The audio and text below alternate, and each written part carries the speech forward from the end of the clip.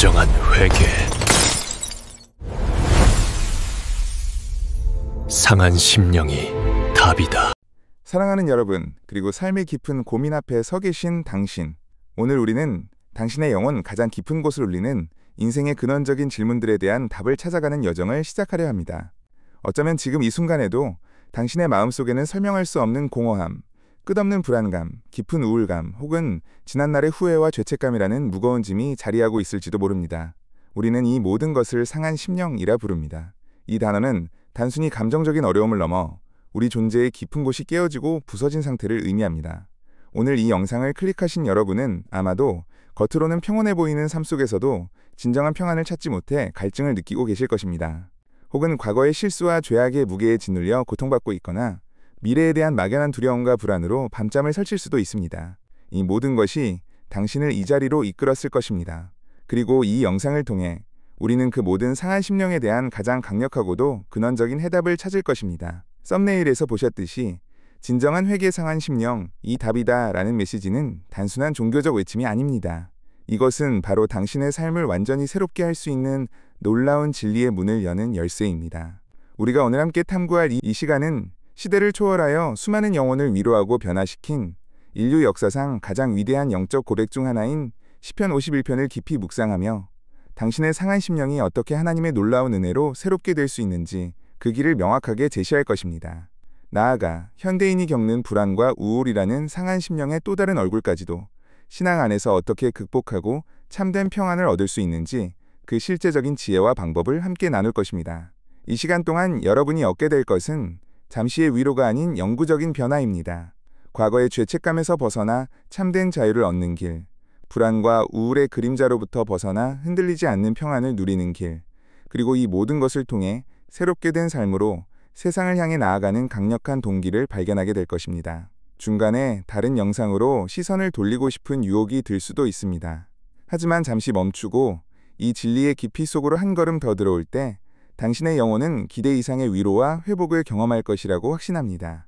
당신의 삶을 변화시킬 단 하나의 영상이 있다면 바로 지금 당신이 보고 있는 이 영상일 것입니다. 이제 이 놀라운 여정 속으로 함께 떠나봅시다.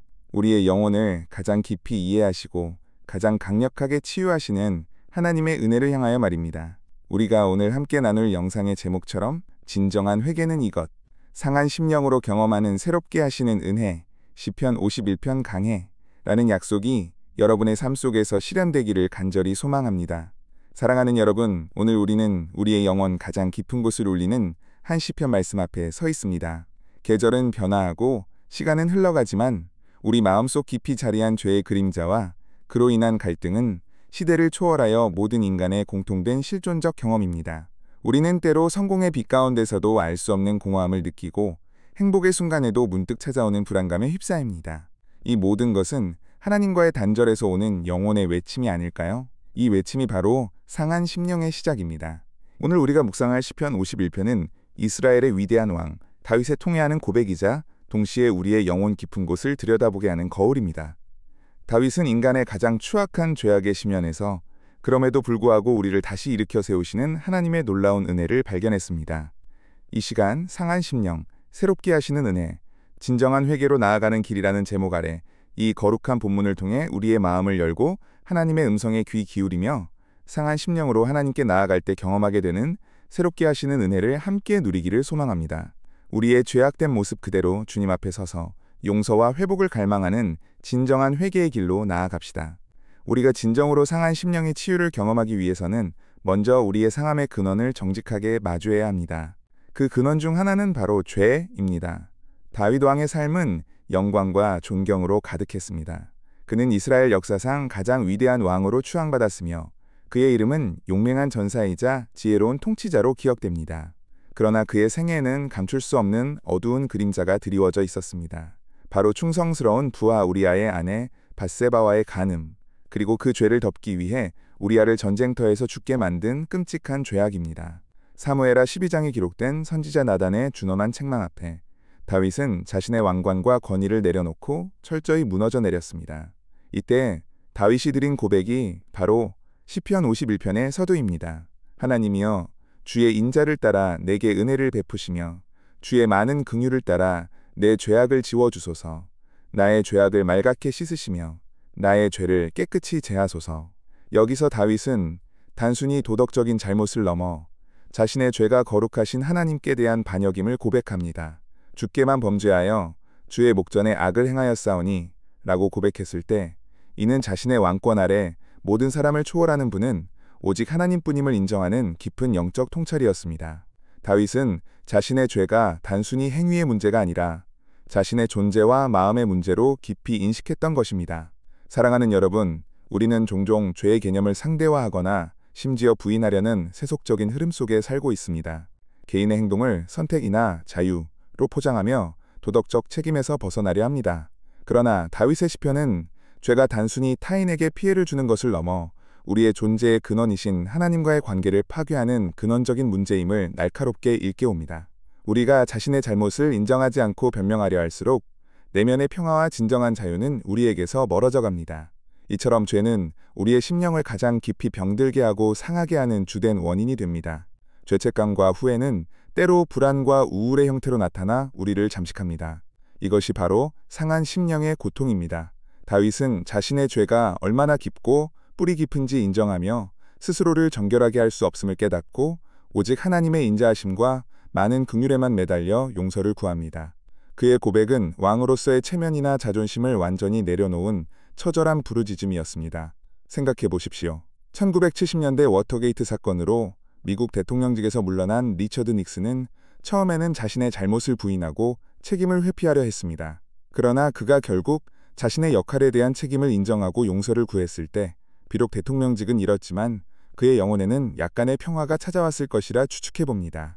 이와 같이 다윗은 왕의 체면과 권위를 내려놓고 하나님 앞에서 자신의 죄를 정직하게 고백함으로써 진정한 용서와 회복의 문을 열었습니다.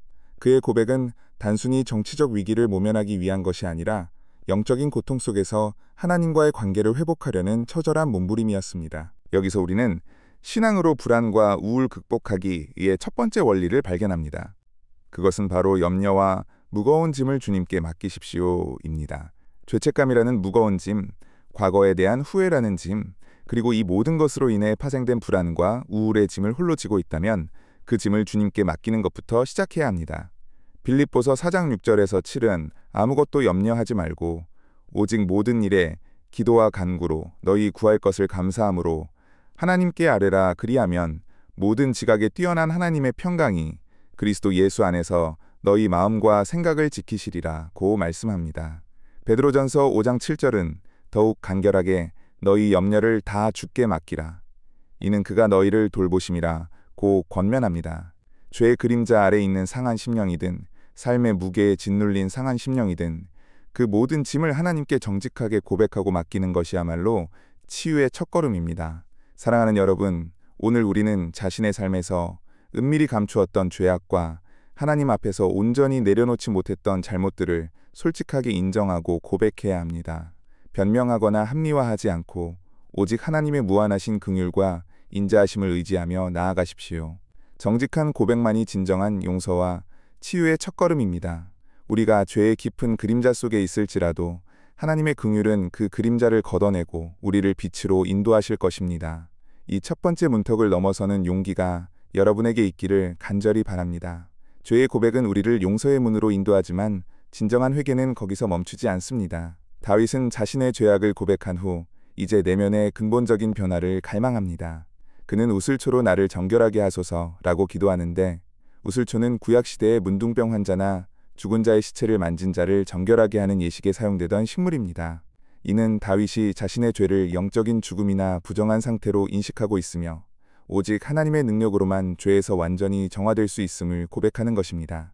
다윗의 영혼은 죄로 인해 얼룩지고 병들었음을 알고 있었습니다. 이 시편의 가장 강력한 기도는 10절입니다. 하나님이여 내 속에 정한 마음을 창조하시고 내 안에 정직한 영을 새롭게 하소서. 여기서 창조하시고 라는 동사는 히브리어 성경에서 오직 하나님만이 무에서 유를 창조하실 수 있는 절대적인 능력을 의미할 때 사용됩니다. 이는 인간 스스로는 자신의 마음과 영을 근본적으로 변화시킬 수 없으며 오직 하나님의 초월적인 개인만이 가능하다는 신학적 깊이를 담고 있습니다. 우리의 의지나 노력만으로는 죄의 본성에서 벗어날 수 없음을 인정하는 철저한 겸손의 고백입니다. 다윗은 구원의 즐거움과 주의 성령을 거두지 마시기를 간구하며 하나님과의 관계 회복을 통해 얻을 수 있는 기쁨과 능력에 대한 간절한 소망을 표현합니다.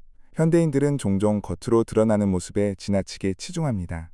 외모, 학벌, 직업, 사회적 지위 등 외적인 요소로 자신을 정의하고 타인을 판단하며 내면의 공허함을 외적인 성공으로 채우려 합니다. 그러나 시편 51편은 이러한 외적인 조건보다 내면의 순수함과 정직함이 훨씬 중요함을 가르칩니다.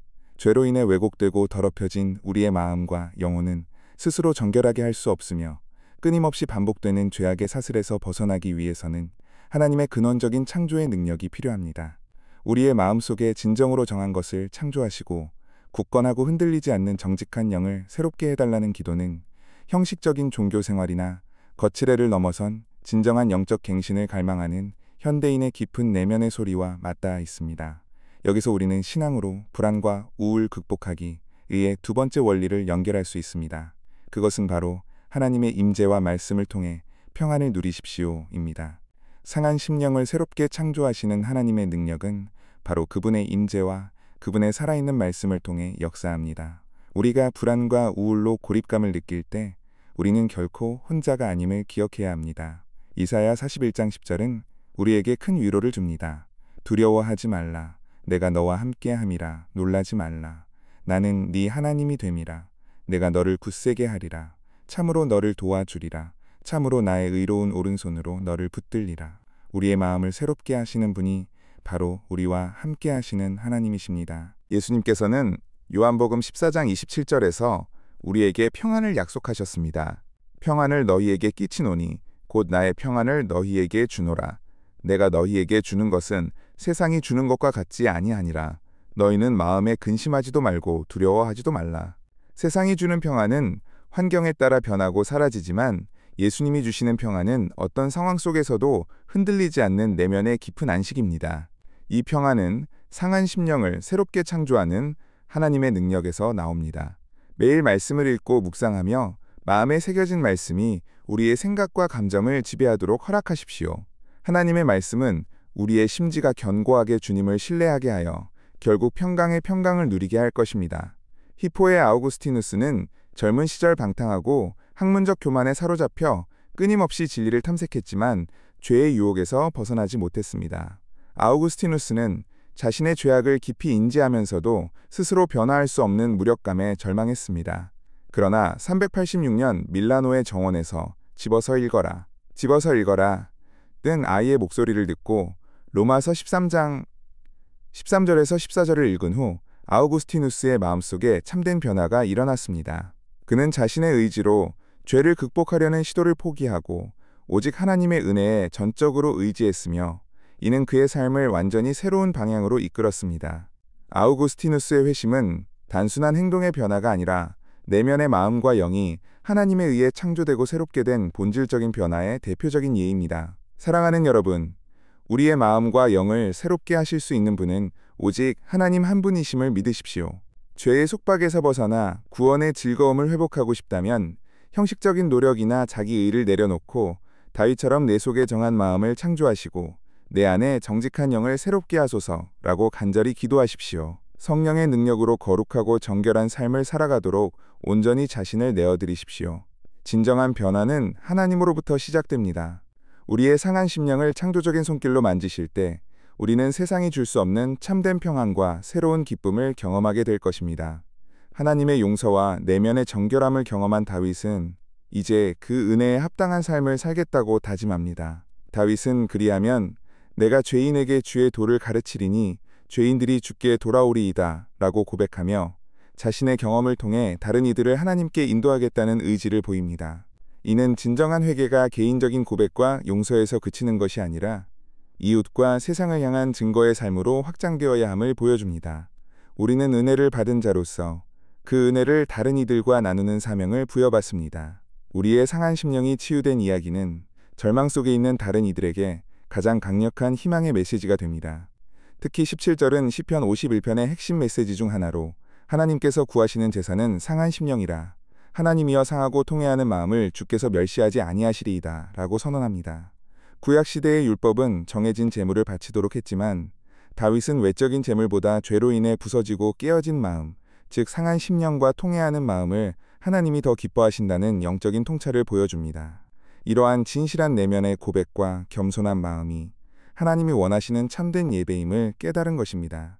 하나님은 우리의 겉모습이나 물질적인 것을 보시는 것이 아니라 우리의 중심, 즉 상한 마음을 보십니다. 현대 교회 안에서도 종종 외적인 종교 행위나 제도적인 충성에만 치중하는 경향이 나타납니다. 웅장한 건물, 화려한 예배, 형식적인 봉사 등 겉으로 드러나는 모습이 신앙의 본질을 가릴 때가 있습니다. 그러나 시편 51편은 하나님이 진정으로 기뻐하시는 것이 무엇인지 명확하게 제시합니다. 그것은 바로 죄를 깊이 인식하고 애통해하며 겸손하게 하나님께 돌아오는 상한 심령입니다. 이러한 상한 심령으로 드리는 예배만이 하나님께 상달되며 그를 통해 회복된 우리는 이제 그분의 살아있는 증인이 되어 세상 속에서 빛과 소금의 역할을 감당해야 합니다. 진정한 회개는 우리를 세상으로부터 분리시키는 것이 아니라 하나님의 사랑과 용서를 받은 자로서 세상 속으로 들어가 다른 이들을 섬기고 변화시키는 동기가 됩니다. 여기서 우리는 신앙으로 불안과 우울 극복하기 위해 세 번째 원리를 적용합니다. 바로 상한 심령으로 하나님께 나아가 위로를 받고 공동체 안에서 치유를 경험하십시오입니다. 하나님은 우리가 완벽할 때만 찾아오시는 분이 아닙니다. 오히려 우리의 약함과 상한 마음을 기뻐하시며 가까이 하십니다. 시편 34편 17절에서 18절은 이렇게 증거합니다. 의인이 부르짖음에 여호와께서 들으시고 그들의 모든 환난에서 건지시는도다. 여호와는 마음이 상한 자를 가까이 하시고 중심에 통회하는 자를 구원하시는도다. 우리의 상하고 통회하는 마음을 결코 멸시하지 않으시고 오히려 그 마음을 가장 귀하게 여기시며 가까이 하십니다. 하나님은 모든 위로의 하나님이시며 우리가 고난과 슬픔 속에서 하나님의 위로를 받음으로써 평안을 찾을 수 있을 뿐만 아니라 이 위로를 통해 다른 사람들에게도 희망과 용기를 줄 수 있도록 하십니다. 우리의 상한 심령이 주님 안에서 치유되고 회복될 때 우리는 비로소 다른 상한 심령들을 품고 위로할 수 있는 도구가 됩니다. 이 과정은 홀로 이루어지지 않습니다. 믿음의 공동체 안에서 서로의 짐을 나누고 함께 기도하며 하나님의 사랑을 경험하는 것이 중요합니다. 공동체 안에서 우리의 상한 마음을 정직하게 나누고 서로에게 위로와 소망이 되어줄 때 우리는 진정한 치유와 영적 성장을 경험하게 될 것입니다. 이사야 26장 3절의 말씀처럼 주께서 심지가 견고한 자를 평강의 평강으로 지키시리니 이는 그가 주를 신뢰함이니이다. 우리의 마음이 온전히 주님께 향할 때 우리는 흔들림 없는 평안을 얻게 됩니다. 알코올 중독으로 인해 가정을 파기하고 직장을 잃었던 한 남성이 있었습니다. 그는 바닥까지 떨어진 후에야 자신의 삶이 얼마나 큰 죄악과 파괴로 가득했는지 처절하게 깨달았습니다. 그는 교회 공동체의 도움을 받아 자신의 모든 것을 내려놓고 하나님 앞에서 통회했습니다. 그의 회개는 단순한 후회가 아니라 자신의 잘못을 온전히 인정하고 다시는 죄의 길로 돌아가지 않겠다는 깊은 결단에서 우러나온 상한 심령이었습니다. 그는 용서받은 후 이제는 다른 알코올 중독자들을 돕는 상담가가 되어 자신의 경험을 통해 그들을 치유와 회복의 길로 인도하는 살아있는 증인이 되었습니다. 그의 삶은 상한 심령을 통해 하나님의 용서를 경험하고 그 은혜를 다른 이들과 나누는 회복된 자의 삶을 명확하게 보여줍니다. 사랑하는 여러분, 하나님께서 기뻐하시는 제사는 우리의 겉모습이 아닌 죄로 인해 깨어지고 상한 우리의 마음임을 기억하십시오. 상한 심령으로 하나님께 나아가 진정한 회개를 드리십시오. 그리고 하나님의 놀라운 용서와 회복을 경험했다면 이제 그 구원의 기쁨을 세상에 전하는 증인으로 살아가십시오. 우리의 삶을 통해 죄인들이 하나님께 돌아오도록 돕는 도구로 기꺼이 사용되십시오. 이것이 바로 상한 심령으로 드리는 예배의 궁극적인 열매이며 진정한 평안을 누리는 삶입니다. 우리는 지금 영적 여정의 정점에 서 있습니다. 이 시간 동안 우리는 상한 심령이라는 한 가지 핵심 주제를 중심으로 우리의 죄악된 모습과 삶의 고통스러운 현실을 깊이 들여다보았습니다. 다윗 왕의 처절한 고백을 통해 죄의 깊은 그림자가 우리의 영혼을 어떻게 병들게 하는지 깨달았고, 동시에 현대인이 겪는 불안과 우울 또한 우리 심령의 상한 모습임을 인정했습니다. 중요한 것은 이것입니다. 하나님은 우리의 완벽함을 요구하시지 않습니다. 오히려 그분은 우리의 약함과 깨어짐, 우리의 상한 심령을 가장 귀하게 여기시며 그 마음을 통해 우리에게 다가오십니다. 죄의 무게에 짓눌려 있습니까? 미래에 대한 불안과 알 수 없는 우울감에 사로잡혀 있습니까? 관계의 어려움과 외로움으로 마음이 병들었습니까? 당신의 상한 심령은 결코 하나님께 버림받을 이유가 되지 않습니다. 오히려 그것이야말로 하나님께서 당신을 만나시고 치유하시고 새롭게 하시려는 가장 강력한 초대입니다. 시편 51편은 우리에게 형식적인 제물이 아닌 상하고 통회하는 마음이 진정한 예배임을 가르쳐 주었습니다. 그리고 빌립보서와 베드로전서는 모든 염려를 주께 맡길 때 세상이 줄 수 없는 평안이 임한다고 약속합니다. 이사야서와 요한복음은 하나님의 변치 않는 임재와 예수님께서 주시는 흔들리지 않는 평안을 선포합니다.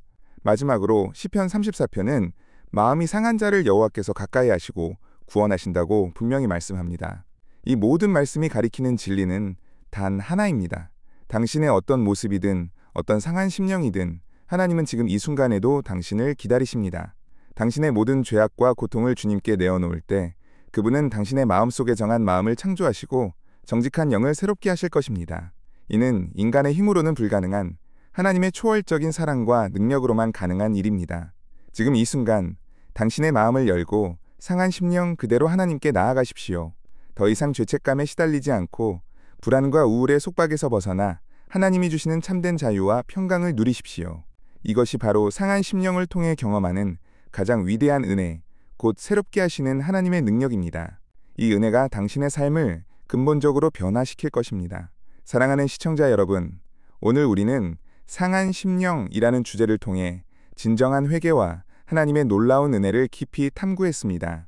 우리는 죄의 그림자 속에서 하나님의 긍휼을 간구하는 것에서 시작하여 내면의 근본적인 변화, 즉 정결한 마음과 정직한 영의 창조를 갈망하는 단계로 나아갔습니다.